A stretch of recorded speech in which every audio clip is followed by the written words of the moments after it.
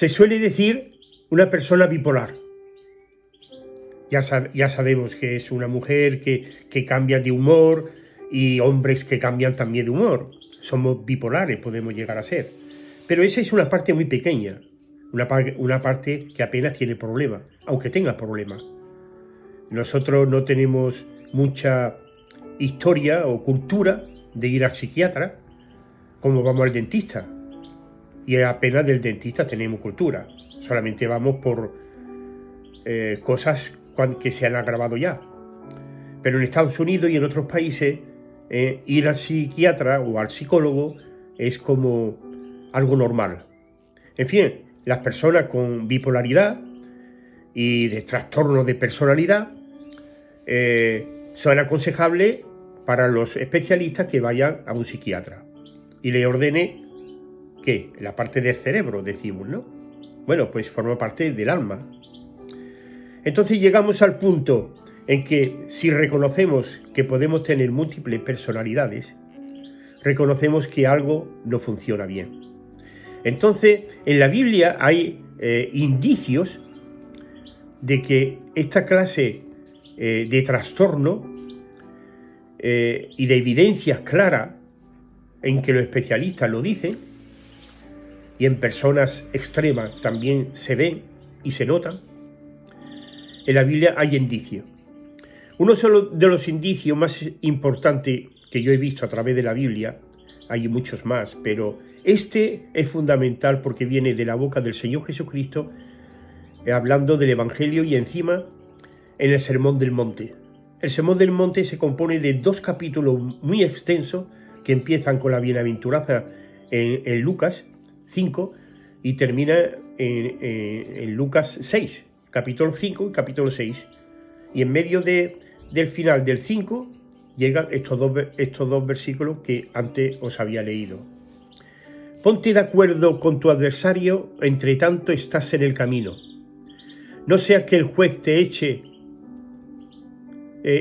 entregue al alguacil, el alguacil te ponga en prisión y seas allí echado en la cárcel.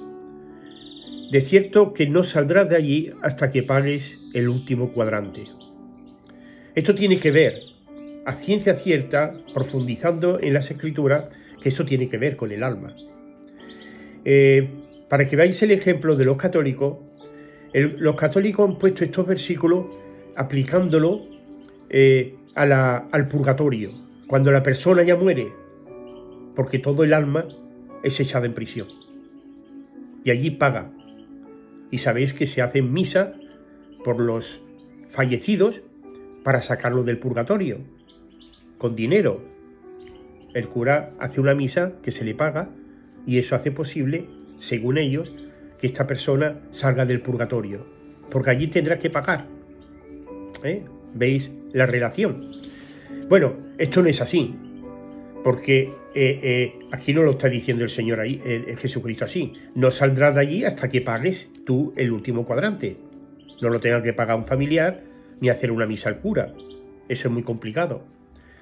Entonces, cuando aquí dice que habla de ti, de mí, cuando has hecho algo y el juez te echa en prisión, en otro versículo dirá que te entregan a los verdugos después de la prisión. O sea que te están torturándote allí. Y entonces, como decía, esto está en un contexto amplio de toda la vida que forma un creyente. No adulterarás, no matarás, como dar la limosna, ama a tu padre y tu madre, ¿entiendes? Es un amplio contexto de la vida de un cristiano y de una persona que sabe algo de religión, por supuesto. Entonces, no hay otra que, sabiendo que el alma se puede fragmentar, porque la persona es subyugada por algo que lo fragmenta, esa persona ya no actúa con libertad. Por ejemplo, el endemoniado de Gadara, donde llegó Jesús para liberarlo, tenía muchísimos demonios y él ya no era aquella persona. De tal manera, en esa fragmentación, le habían ocupado una legión de demonios, porque se llamaba legión el portavoz de ellos, cuando habló el Señor Jesucristo con él. Entonces, eso quiere decir que aquella persona ya está completamente anulada. Tenía una fuerza descomunal y no lo podían sostener. Lo ataban con cadenas porque se iba a los sepulcros y se hería con las rocas, se hacía daño y rompía incluso las cadenas y los grillos con los cuales le ataban. Esa fuerza descomunal le salía de las entidades espirituales que se le habían metido dentro. Y habían ocupado su personalidad casi al 100%. ¿Dónde está esa personalidad? ¿En un rincón? ¿Se la han llevado a un lugar? ¿Está en una prisión? ¿Está allí siendo torturado por haberle dado paso a tantos espíritus inmundos o demonios? Tenéis que indagar, que estas cosas están escritas de tal manera. La cuestión es que si es así, nuestra personalidad, sin que sea una legión que se introduce dentro o nosotros le damos poder a un bicho, a un espíritu inmundo, no ocupa toda tu personalidad. Tú puedes tener una fracción de esa personalidad en prisión y ser tú mismo. Si es así, casi pasa, casi, porque siempre hay indicios, pasa desapercibido. Pero, ¿y si tienes más? ¿Y si detrás de una cosa que has hecho o que hemos hecho, el juez, que tenemos que aplicar quién es el adversario, quién es el juez, quién es el alguacil, y la prisión, y también los verdugos? Añadiendo un versículo que parece que le faltaría a este texto. Pero en fin, sabiendo esto, quiere decir que si tú tienes a 2 o 3 individuos de estos metidos dentro, o que te han arrebatado metiéndote dentro la parte que le corresponde y le han metido en prisión para que no te muevas de ahí y ellos puedan estar aquí libres haciendo de la suya, tú ya te empiezas a ver esos indicios. A una persona te puede ver que tienes serios problemas. Ser bipolar no hay mucho problema, nada más que se ve en el humor, que eso científicamente puede ser. Pero si eres tripolar o tienes 5 personalidades y no se notan casi cada una porque actúan en momentos propicios, que no lo ve casi nadie. Te levantas como el señor Jekyll por la noche y te conviertes en un asesino, como una película. O te conviertes en un ladrón. O te conviertes en un adúltero saliendo a buscar mujeres por la noche.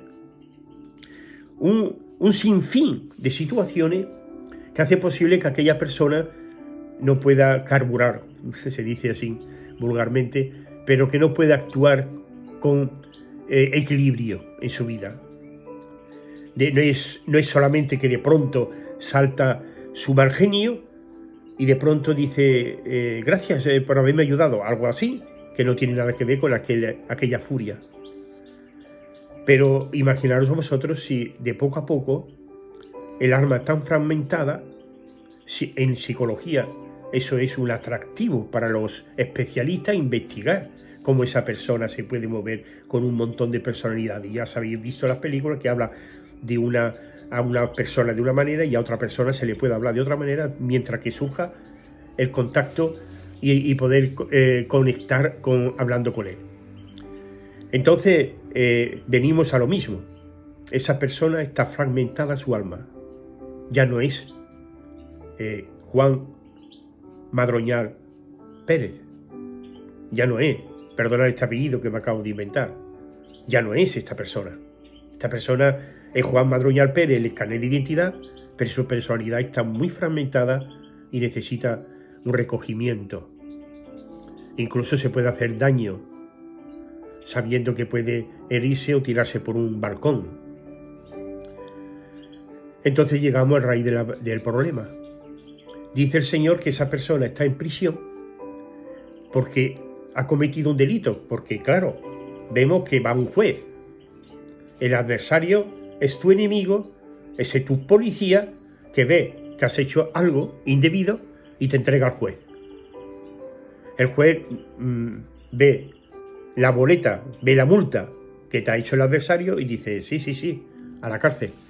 Tienes que pagar 3 millones de euros. Tela. Y te echan en prisión. No saldrás de allí hasta que pagues el último cuadrante. ¿Entendéis? ¿Por qué el Señor dice ahí eso? ¿Entendéis que no es fácil? No es fácil la aplicación, pero entendible, porque entonces comprendemos más la actuación del ser humano. ¿Cómo puede ser que unos niños de 11 y 13 años que están siendo cultivados o adiestrados en la pornografía a sabiendas de sus padres o a escondidas, que sería lo propio, que se esconde de sus padres, y de pronto le va saliendo ese instinto de violar? ¿Entendéis? Que todo va en contacto, que todo tiene una relación. Al igual que un niño, los jóvenes y los mayores. Hoy día hay una gran libertad sexual. ¿Por qué tener que violar? Para que sea tomar una mujer, una chica, una joven, maltratarla, violarla. ¿Qué experimenta esa persona? Que encima tiene que tener un trauma esa chica y la policía lo va a perseguir. Porque ahora mismo eso está penado por la ley. Entonces era un chico normal. Era un joven que se había educado con 10, 12 años y ahora tiene 15, 16, 18 y se mete en estos berenjenales que no le aporta, como si fuera un ladrón, algo importante para disfrutar, que es tener dinero. Aquí veis que el alma no está muy bien dado el camino que ha llevado. Y el camino que ha llevado lo sabéis todos vosotros porque está en las noticias. Pero volvamos a tiempos pasados, era lo mismo. No teníamos tanta noticia, ni sabíamos defender a las personas violadas de esta manera con la ley. Aunque con la ley se puede fracasar. Eso es otra cuestión. Entonces, el alma fragmentada llega a rincones donde hay que sacarla para tener sanidad.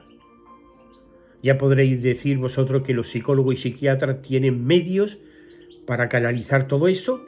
No lo sé. Por lo menos se lleva un trabajo ellos. Y la persona, a base de pastillas o a base de relación, consiguen algo, está por ver. La reincidencia sacado de prisión, ya lo sabéis.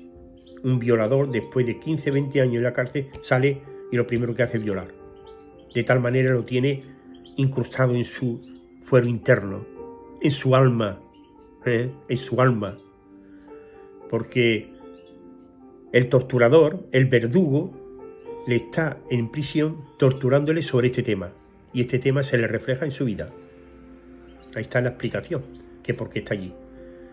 Pero ¿qué sucede? Ya para no hacerlo más largo, y si tenemos que hablar más para puntualizarlo, os diré. Dice, no saldrá de allí, no recuperará su trozo de alma, podríamos decir, y si fuera el alma entera, pues su alma, pero normalmente su alma sigue estando aquí, hasta que pague el último cuadrante. Este es lo más importante. Nadie sabe lo que es el último cuadrante. ¿Cuánto hay que pagar? ¿Cuántas misas hay que darle a esta persona que está en el purgatorio, que ahora la han arreglado y dice que ya no existe purgatorio? Pero vamos a ver, estos versículos siguen existiendo y no está hablando de purgatorio.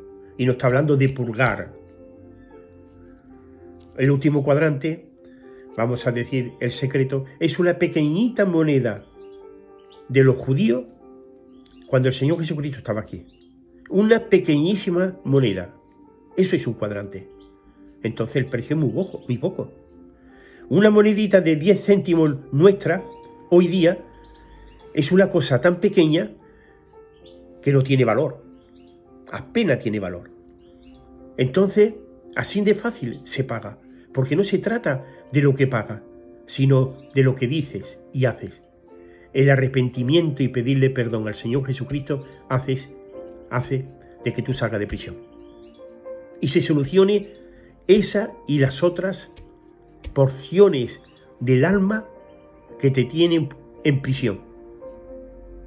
Así de fácil. Pero tan fácil es, o tampoco vale una monedita, como lo que es valioso que tú te arrepientas. Si no te arrepientes, no hay moneda que pagues. Porque el arrepentimiento está basado en quien pagó todo el precio en la cruz de Calvario, que es el Señor Jesucristo. Por tanto, para ser salvo solamente tiene que pedir perdón. E igual que para salir de esa prisión, porque creyentes ya salvos pueden estar en prisiones parecidas y solamente salen de ellas cuando confiesan su pecado al Señor Jesucristo y le piden perdón con arrepentimiento. Así que aquí os muestro las dos facetas. Para entrar en el reino de Dios tiene que estar limpio de prisiones. Y en este caso, el pecador va a los pies de Jesús y le pide perdón por todos sus pecados que ha hecho, sin enumerarlo en ese momento. Porque él no lo sabía, vivía alegremente. Eso es el Evangelio. Confiesa tu pecado, crees que Él pagó por ti en la cruz del Calvario y sale de prisión. Confesando. Ya está. Como le dijo el ladrón de la cruz, cuando él le dijo: acuérdate de mí cuando vengas en tu reino. Estaba haciendo una confesión porque él creía que él era el Mesías, el Salvador del mundo. Y el Señor le dijo: hoy estarás conmigo en el paraíso, libre de esas prisiones. Pero cuando uno ya es creyente y cae en pecados de esta forma, también lo meten en prisión, no se salva. Porque si se ha puesto de acuerdo con su adversario antes, sí, porque pides perdón y ya no te llevan al juez. Porque abogado tenemos, dice el apóstol Juan, a Jesucristo el justo. Y es nuestro abogado, confesamos nuestros pecados y ya detenemos